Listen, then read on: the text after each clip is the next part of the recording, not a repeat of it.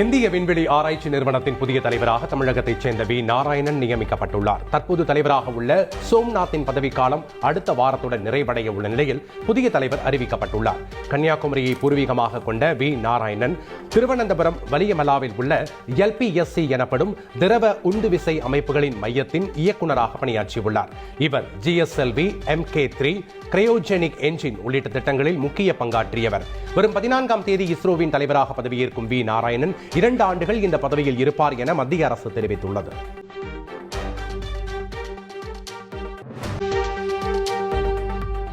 டெல்லியில் பிப்ரவரி 5ஆம் தேதி ஒரே கட்டமாக தேர்தல் நடைபெறும் என்று தேர்தல் ஆணையர் ராஜீவ்குமார் அறிவித்துள்ளார்.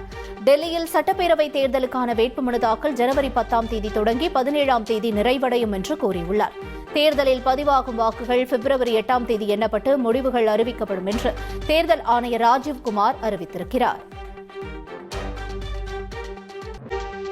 ஈரோடு கிழக்கு தொகுதிக்கு பிப்ரவரி 5ஆம் தேதி இடைத்தேர்தல் நடைபெறுவதாக தலைமை தேர்தல் ஆணையர் அறிவித்துள்ளார். இடைத்தேர்தலில் பதிவான வாக்குகள் பிப்ரவரி 8ஆம் தேதி எண்ணப்படுகின்றன. வேட்புமனு தாக்கல் இம்மாதம் 10ஆம் தேதி தொடங்குகிறது. ஈரோடு கிழக்கு தொகுதிக்கு கடந்த 4 ஆண்டுகளில் 2வது முறையாக இடைத்தேர்தல் நடைபெறுவது குறிப்பிடத்தக்கது. காங்கிரஸ் MLA EVKS இளங்கோவன் உடல்நலக் குறைவால் உயிரிழந்ததால் அந்த தொகுதிக்கு தற்போது இடைத்தேர்தல் நடைபெற உள்ளது. ஈரோடு கிழக்கு தொகுதியில் தேர்தல் நடத்தை விதிமுறை நடைமுறைக்கு வந்ததை அடுத்து கருங்கல்பாளையம் சோதனைச் சாவடி, அக்ரஹாரம், காளைமாடு சிலை, பன்னீர்செல்வம் பூங்கா உள்ளிட்ட பகுதிகளில் தீவிர வாகன சோதனை நடைபெற்றது. இதனை தேர்தல் நடத்தும் அலுவலர் மணீஷ் ஆய்வு செய்தார். காளைமாடு சிலை சந்திப்பில் வருமான வரித்துறையினருக்கு பயன்படுத்தப்பட்டு வரும் காரையும் நிறுத்தி சோதனைக்கு உட்படுத்தினர். பன்னீர்செல்வம் பூங்காவில் வைக்கப்பட்டுள்ள தலைவர்களின் சிலைகள், அரசு மருத்துவமனை அருகே உள்ள சிலைகளை மாநகராட்சி ஊழியர்கள் துணியால் மூடினர். மேலும் தொகுதி முழுவதும் அரசியல் கட்சிகளின் கொடிக்கம்பங்கள் அகற்றப்பட்டன. ஈரோடு கிழக்கு தொகுதியில் களமிறங்கும் காங்கிரஸ் வேட்பாளர் யார் என்பதை அகில இந்திய தலைமை முடிவு செய்யும் என தமிழக காங்கிரஸ் தலைவர் செல்வ பெருந்தகை தெரிவித்துள்ளார். ஈரோடு கிழக்கு தொகுதி இடைத்தேர்தலில் களமிறங்க பாஜக திட்டமிட்டிருப்பதாகவும் இதுகுறித்து அக்கட்சி இன்று முக்கிய முடிவு எடுக்க இருப்பதாகவும் தகவல் வெளியாகியுள்ளது. ஈரோடு கிழக்கு தொகுதி இடைத்தேர்தலை அதிமுக புறக்கணிக்க திட்டமிட்டிருப்பதாகவும் இறுதி முடிவை அக்கட்சியின் பொதுச் செயலாளர் எடப்பாடி பழனிசாமி அறிவிப்பார் எனவும் தகவல் வெளியாகியுள்ளது. மின்னணு வாக்குப்பதிவு இயந்திரம் மற்றும் வாக்குப்பதிவு சதவிகிதத்தில் முறைகேடு நடக்க சாத்தியமே இல்லை என்று தலைமை தேர்தல் ஆணையர் ராஜீவ்குமார் திட்டவட்டமாக மறுத்துள்ளார். டெல்லியில் செய்தியாளர்களிடம் பேசிய அவர் EVM-இல் வைரஸ் அல்லது பக் புகுத்துவது பற்றிய கேள்விக்கே இடமில்லை என்று கூறினார். இந்திய வாக்காளர்கள் எண்ணிக்கை 99 கோடியை எட்டியிருப்பதாகவும் அது விரைவில் 100 கோடியை நெருங்க இருப்பதாகவும் தெரிவித்தார். ஆளுநருக்கு அதிகாரம் தரும் வகையில் UGC விதிகளில் திருத்தம் செய்யப்பட்டுள்ளதற்கு முதலமைச்சர் ஸ்டாலின் கண்டனம் தெரிவித்திருக்கிறார். பல்கலைக்கழக மானியக் குழுவின் புதிய விதிகளுக்கு கண்டனம் தெரிவித்து X தளத்தில் பதிவிட்டுள்ள அவர், தமிழக கல்வி நிறுவனங்களின் சுயாட்சி பறிக்கப்பட்டால் அமைதியாக இருக்க முடியாது என்று குறிப்பிட்டுள்ளார். UGC ஒருதலைபட்சமாக இந்த அறிவிப்பை வெளியிடுவது அரசியலமைப்பிற்கு எதிரானது என்று குற்றஞ்சாட்டியுள்ள முதல்வர் ஸ்டாலின், தமிழகம் சட்ட ரீதியாகவும் அரசியல் ரீதியாகவும் போராடும் என்றும் கூறியுள்ளார். சென்னை அண்ணா நகரில் சிறுமி பாலியல் வன்கொடுமை செய்யப்பட்ட வழக்கு விவகாரத்தில் காவல் ஆய்வாளர் மற்றும் அதிமுக நிர்வாகி கைது செய்யப்பட்டனர். புகார்தாரரை தாக்கியதாகவும் புகாரை சரிவர விசாரணை நடத்தவில்லை என்ற குற்றச்சாட்டின் அடிப்படையிலும் காவல் ஆய்வாளர் ராஜி கைது செய்யப்பட்டுள்ளதாகவும் தெரிவிக்கப்பட்டுள்ளது. இதேபோன்று குற்றம் சாட்டப்பட்டுள்ள சதீஷுக்கு ஆதரவாக அடைக்கலம் கொடுத்ததால் அதிமுக வட்டச் செயலாளர் சுதாகர் கைது செய்யப்பட்டுள்ளதாகவும் கூறப்பட்டுள்ளது. இருவரையும் 21ஆம் தேதி வரை நீதிமன்ற காவலில் சிறையில் அடைக்க எழும்பூர் நீதிமன்றம் உத்தரவிட்டுள்ளது. பொங்கல் பண்டிகை விடுமுறை நெருங்கும் சூழலில் ஆம்னி பேருந்துகளின் கட்டணம் பல மடங்கு உயர்ந்துள்ளது. வரும் 10ஆம் தேதி கன்னியாகுமரிக்கு பயணம் மேற்கொள்ள 3899 ரூபாய் கட்டணம் நிர்ணயிக்கப்பட்டுள்ளது. இதேபோல திருநெல்வேலிக்கு 799 ரூபாய் கட்டணம் வசூலிக்கப்படும் நிலையில் வரும் 10ஆம் தேதி பயணம் செய்ய 2000 ரூபாய் கட்டணம் வசூலிக்கப்படுகிறது. ஆம்னி பேருந்துகளில் அதிக கட்டணம் வசூல் செய்தல் உள்ளிட்ட புகார்களுக்கு 180042565151 என்ற இலவச அழைப்பு எண்ணை தொடர்பு கொள்ள போக்குவரத்து துறை அறிவுறுத்தியுள்ளது. நெல்லை சென்னை இடையே இயக்கப்படும் வந்தே பாரத் ரயில் பெட்டிகள் கூடுதலாக இணைக்கப்பட்டுள்ளன. பொதுமக்கள் மத்தியில் நல்ல வரவேற்பை பெற்ற நிலையில் கூடுதலாக 8 பெட்டிகள் இணைக்கப்பட்டு வரும் 11ஆம் தேதி முதல் செயல்பாட்டுக்கு வரும் என தென்னக ரயில்வே அறிவித்துள்ளது. இதேபோல் திருவனந்தபுரம் காசர்கோடு இடையே இயக்கப்படும் வந்தே பாரத் ரயிலின் பெட்டிகளின் எண்ணிக்கையும் அதிகரிக்கப்பட்டுள்ளது.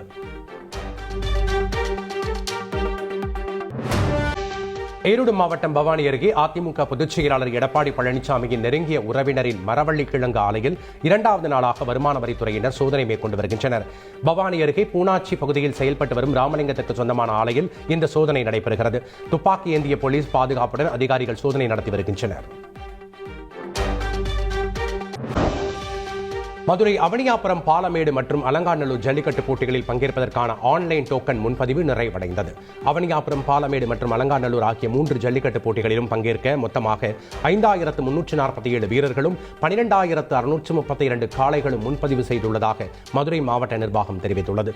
தேர்வு செய்யப்பட்ட மாடுபிடி வீரர் மற்றும் காளையின் உரிமையாளருக்கு குறுஞ்செய்தி அல்லது மின்னஞ்சல் மூலமாக டோக்கன் அனுப்பி வைக்கப்படும் என தெரிவிக்கப்பட்டுள்ளது. தமிழகத்தில் முதல் முறையாக சுற்றுலா பயணிகளை கவரும் வகையில் சென்னையில் மிதக்கும் உணவக கப்பல் சேவை தொடங்கப்பட்டுள்ளது. 125 அடி நீளம், 25 அடி அகலம் கொண்ட இந்த உணவக கப்பல் 5 கோடி ரூபாய் செலவில் 2 தளங்களை கொண்டதாக வடிவமைக்கப்பட்டுள்ளது. படகு இல்லத்திலிருந்து பழைய மகாபலிபுரம் சாலை வரை 3 கிலோமீட்டர் தூரத்திற்கு 100 பேர் படகு சவாரி செய்யலாம் என தெரிவிக்கப்பட்டுள்ளது. காலை 8 மணி முதல் இரவு 10 மணி வரை உணவகம் செயல்படும் என தெரிவித்துள்ளது.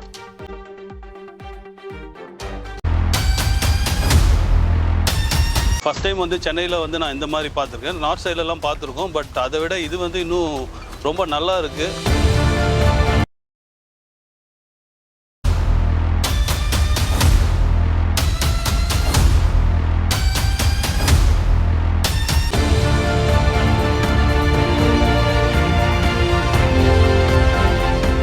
ஜெனரல் பப்ளிக் நீங்கள் வெளியூர் போய் நீங்கள் இந்த க்ரூயிஸில் எக்ஸ்பீரியன்ஸ் பண்ணுற மாதிரி உங்களுக்கு சென்னையில் இந்த க்ரூயிஸில் எக்ஸ்பீரியன்ஸ் பண்ணால் நல்லா என்ஜாய்மெண்ட்டாக இருக்கும். Thank you DTDC, thank you Tamil Nadu government, thank you.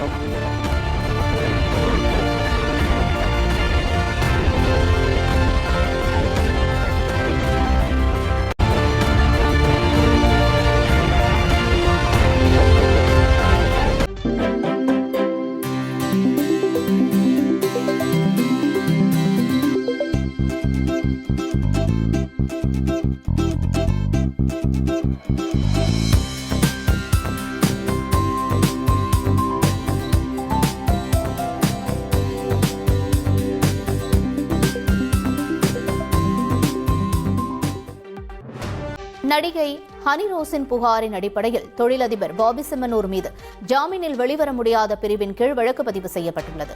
தற்போதுள்ள 30 வழக்குகள் தவிர ஆபாசமாக கருத்து தெரிவிப்பவர்கள் மீது உடனடியாக ஜாமீனில் வெளிவர முடியாத பிரிவின் கீழ் வழக்கு பதிவு செய்ய போலீசார் முடிவெடுத்துள்ளனர். போலீஸ் சுய விவரங்கள் குறித்த தகவல்கள் கேட்டு மெட்டா நிறுவனத்தை அணுகியுள்ள போலீசார் மேலும் பலர் கைது செய்யப்படுவார்கள் என்றும் தெரிவித்திருக்கிறார்கள். இஸ்ரோவின் விண்வெளியில் செடி வளர்க்கும் திட்ட சோதனை வெற்றியடைந்த நிலையில் காராமணி விதைகள் அழகாக துளிர்விட்டு வளரும் வீடியோ காட்சி வெளியிடப்பட்டுள்ளது. PSLV C-60 ராக்கெட்டுடன் அனுப்பப்பட்ட செயற்கைக்கோள் சுற்றி வரும் நிலையில் அதனுடன் கிராப்ஸ் திட்டத்தின் கீழ் காராமணி விதைகளும் அனுப்பப்பட்டன. அவை முளைத்து வளரும் அழகிய காட்சியை இஸ்ரோ வெளியிட்டுள்ளது.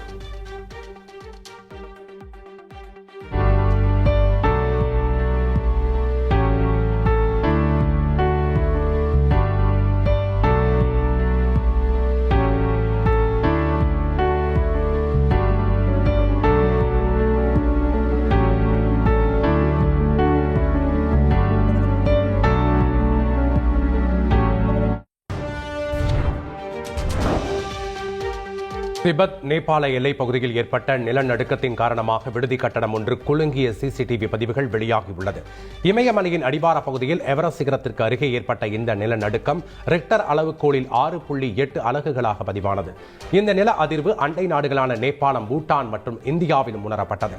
நிலநடுக்கத்தால் திபெத் பகுதியில் 126 பேர் உயிரிழந்துள்ளதாகவும் 188 பேர் காயமடைந்துள்ளதாகவும் சீன அரசின் செய்தி நிறுவனம் தெரிவித்துள்ளது.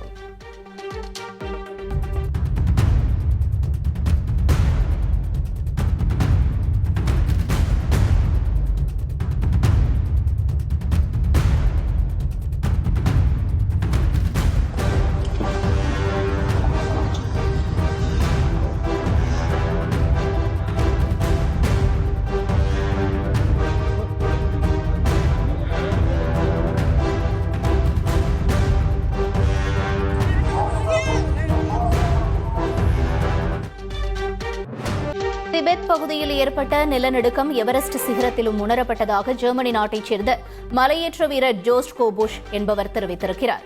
இது தொடர்பாக அவர் வெளியிட்டுள்ள வீடியோவில் எவரெஸ்டில் 5700 மீட்டர் உயரத்தில் உள்ள முகாமில் இருந்தபோது கூடாரம் பயங்கரமாக அதிர்ந்ததாக தெரிவித்திருக்கிறார்.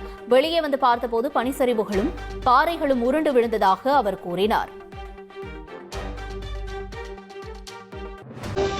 மகாராஷ்டிர மாநிலம் நாசிக் அருகே சிறுமியை கடித்து குதறிய தெருநாய்களால் பரபரப்பு ஏற்பட்டது. எவ்லா எனும் பகுதியில் விளையாடிக் கொண்டிருந்த சிறுமியை தெருநாய்கள் திடீரென சூழ்ந்து கொண்டு விரட்டி கடித்து குதறியது. சிறுமியின் அலறல் சத்தம் கேட்டு வந்த அக்கம் பக்கத்தினர் நாய்களை விரட்டி சிறுமியை மீட்டனர். உடல் முழுவதும் படுகாயங்களுடன் மீட்கப்பட்ட சிறுமி சிகிச்சைக்காக மருத்துவமனையில் அனுமதிக்கப்பட்டுள்ளார்.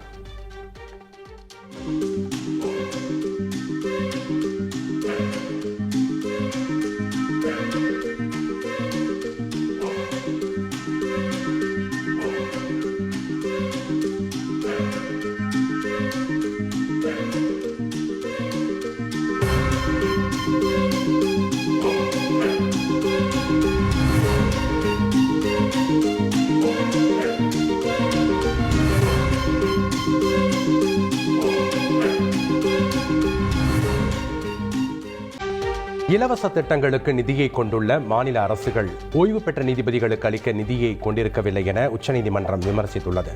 அகில இந்திய நீதிபதிகள் சங்கத்தின் மனு மீண்டும் விசாரணைக்கு வந்தது.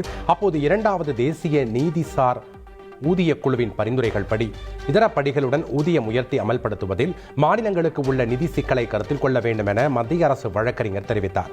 ஆனால் எந்த வேலையும் செய்யாதவர்களுக்கும் தேர்தல் வந்தால் மகளிருக்கு மாதம்தோறும் நிதி வழங்குவதாக நீதிபதிகள் விமர்சித்தனர். டெல்லியில் ஒரு கட்சி ஆட்சிக்கு வந்தால் மாதம் 2500 ரூபாய் வரை வழங்குவோம் என வாக்குறுதி அளித்துள்ளதையும் நீதிபதிகள் குறிப்பிட்டனர். கள்ளக்குறிச்சி மாவட்டம் பழைய சிறுவங்கூர் கிராமத்தில் இயங்கி வரும் மாவட்ட அரசு மருத்துவக் கல்லூரியில் பயன்பாடு இல்லாமல் வைக்கப்பட்டிருந்த ஜெனரேட்டரில் திடீரென தீப்பிடித்து அதிக அளவில் புகை வெளியேறியதால் அங்கு பரபரப்பு ஏற்பட்டது. உடனே அருகாமையில் இருந்த பொதுமக்களும் ஆட்டோ ஓட்டுநர்களும் அங்குள்ள தண்ணீரை பயன்படுத்தி தீயை அணைக்கும் பணியில் ஈடுபட்டனர். தகவல் அறிந்து வந்த தீயணைப்புத் துறையினர் தீயை அணைத்து கட்டுக்குள் கொண்டு வந்தனர்.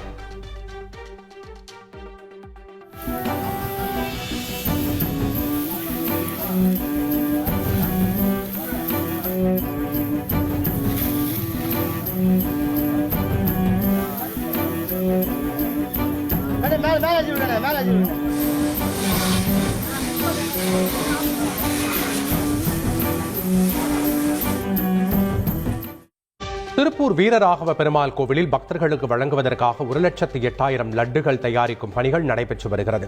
வரும் 10ஆம் தேதி வெள்ளிக்கிழமை வைகுண்ட ஏகாதசி என்று சொர்க்கவாசல் திறப்பு நிகழ்ச்சிக்காக ஏற்பாடுகள் தீவிரமாக நடந்து வருகிறது. அன்றைய தினம் கோவிலுக்கு வரும் பக்தர்களுக்கு வழங்குவதற்காக 1,08,000 லட்டுகள் தயாரிக்கும் பணிகள் நடந்து வருகிறது. இப்பணிகளில் 700 தன்னார்வலர்கள் ஈடுபட்டு வருகின்றனர். கோவை வால்பாறை சிங்கோனா எஸ்டேட் வனப்பகுதியில் முகாமிட்டிருந்த ஒற்றை காட்டு யானை தேயிலை தோட்ட தொழிலாளர்கள் குடியிருப்பு பகுதிக்குள் நுழைந்தது. அங்கு துணை தபால் நிலையத்தின் கதவு ஜன்னலை சுவற்றுடன் சேர்த்து இடித்து உள்ளிருந்த பொருட்களை காட்டு யானை சேதப்படுத்திவிட்டு சென்றது. அலுவலக பொருட்கள் அனைத்தும் இருந்த உள் அறையின் சுவற்றை யானையால் உடைக்க முடியாமல் போனதால் அலுவலக பொருட்கள் தப்பின. தொடர்ந்து வனத்துறையினர் அந்த பகுதியில் கண்காணிப்பு பணியில் ஈடுபட்டு வருகின்றனர். விழுப்புரம் மாவட்டம் திண்டிவனம் அருகே அரசு பள்ளி வாயிலில் இருதரப்பு மோதல் ஏற்பட்டதால் பரபரப்பான சூழல் நிலவியது. தாதாபுரம் அரசு பள்ளியில் 10ஆம் வகுப்பு பயிலும் மாணவர் ஒருவர் பள்ளி சுற்றுச்சுவர் அருகே சக மாணவர்கள் மீது கல்லை வீசிய போது அந்த வழியாக சென்ற கிருஷ்ணமூர்த்தி என்பவர் மீது கல்பட்டு காயமடைந்ததாக கூறப்படுகிறது. இதனால் கோபமடைந்த கிருஷ்ணமூர்த்தி அந்த மாணவரை தாக்கியதாக புகார் எழுந்தது. இதனால் கோபமடைந்த மாணவரின் தரப்பும் கிருஷ்ணமூர்த்தி தரப்பினரும் பள்ளி முன்பு குவிந்து மோதலில் ஈடுபட்டதால் பரபரப்பான சூழல் நிலவியது.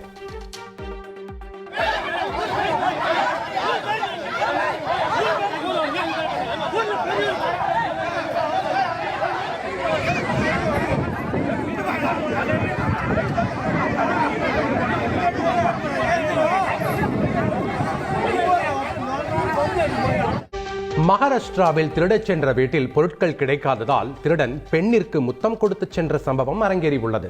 மும்பை அருகே மலாடு பகுதியில் 38 வயது பெண் கடந்த 3ஆம் தேதி தனது வீட்டில் தனியாக இருந்தபோது அவரது வீட்டில் நுழைந்த திருடன் கதவை உள்பக்கமாக தாளிட்டு பணம் நகை கேட்டு மிரட்டியுள்ளார்.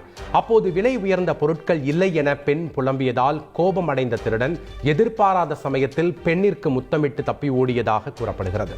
புகாரின் பேரில் அந்த நபரை போலீசார் கைது செய்தனர். கணவர் மற்றும் 6 குழந்தைகளை தவிக்கவிட்ட பெண் பிச்சைக்காரருடன் ஓடிய அதிர்ச்சிகர சம்பவம் உத்தரப்பிரதேசத்தில் நிகழ்ந்துள்ளது.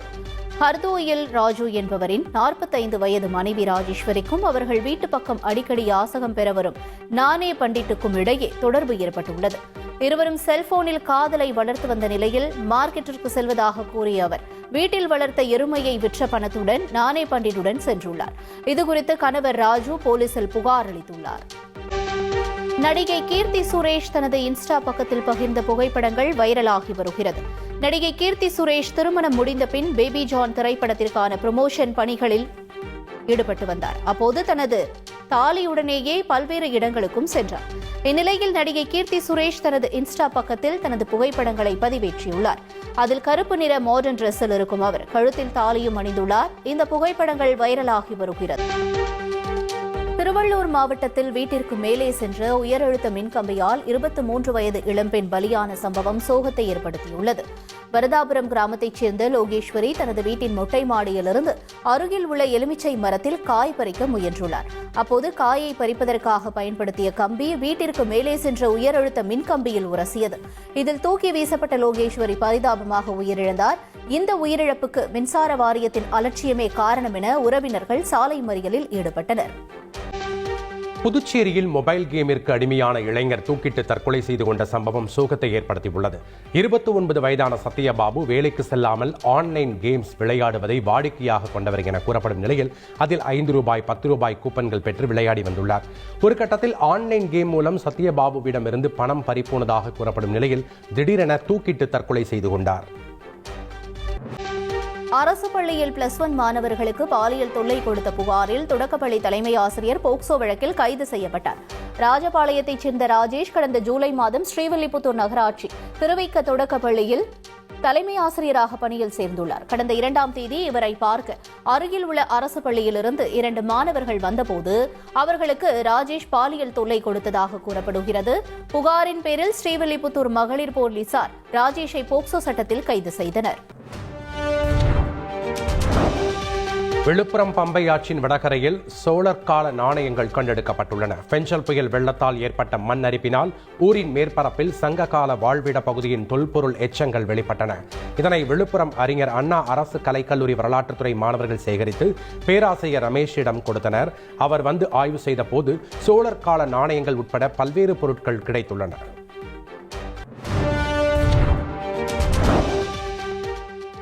அரியலூரில் போக்குவரத்து காவல் ஆய்வாளர் மீது ட்ரோன் கேமரா விழுந்ததால் பரபரப்பு ஏற்பட்டது. அரியலூர் பேருந்து நிலையம் முன்பு நெடுஞ்சாலைத்துறை சார்பில் சாலை பாதுகாப்பு விழிப்புணர்வு பேரணி நடைபெற்றது. பேரணிக்கு முன்பு ஆட்சியர் ரத்தினசாமி தலைமையில் பாதுகாப்பு விழிப்புணர்வு உறுதிமொழி எடுத்துக் கொண்டிருந்தனர். அப்போது அங்கு பறந்து கொண்டிருந்த ட்ரோன் கேமரா போக்குவரத்து காவல் ஆய்வாளர் கார்த்திகேயன் மேலே விழுந்துள்ளது.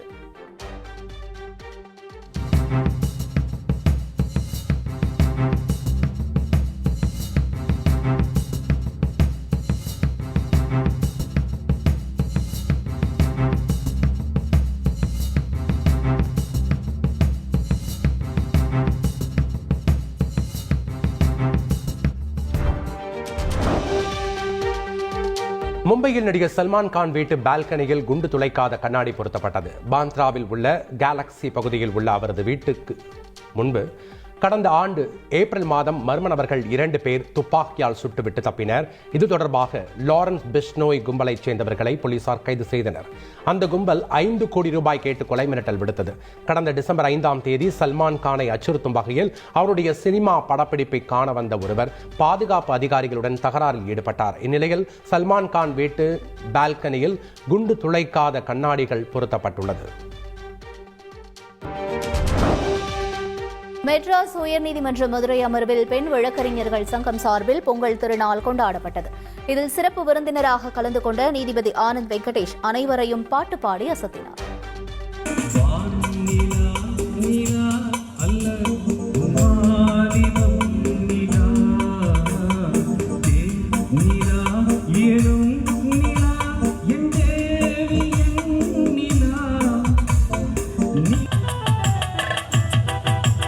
ஓடுற நரியில ஒரு நரி கிழநரிதான்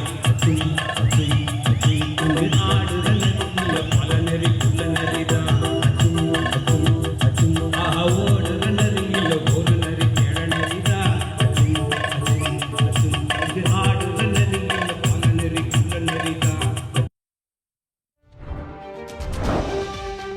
மார்வெல் தொடரின் ஸ்பைடர்மேன் படத்தில் நடித்துள்ள டாம் ஹாலண்ட் ஜெண்டாயா ஜோடி நிஜத்திலும் காதலித்து வந்ததாக தகவல்கள் பரவின. இந்நிலையில் அமெரிக்காவில் நடைபெற்ற கோல்டன் குளோப் விருது விழாவில் பங்கேற்ற நடிகை ஜெண்டாயா தனது விரலில் வைர மோதிரம் ஒன்றை அணிந்து வந்திருந்தார். இதையடுத்து டாம் ஹாலண்ட் ஜெண்டாயா ஜோடி ரகசியமாக நிச்சயதார்த்தம் செய்துள்ளதாக அமெரிக்க ஊடகம் ஒன்று தெரிவித்துள்ளது. இதைத் தொடர்ந்து அவர்களின் அதிகாரப்பூர்வ அறிவிப்புக்காக ரசிகர்கள் ஆவலுடன் காத்திருக்கின்றனர்.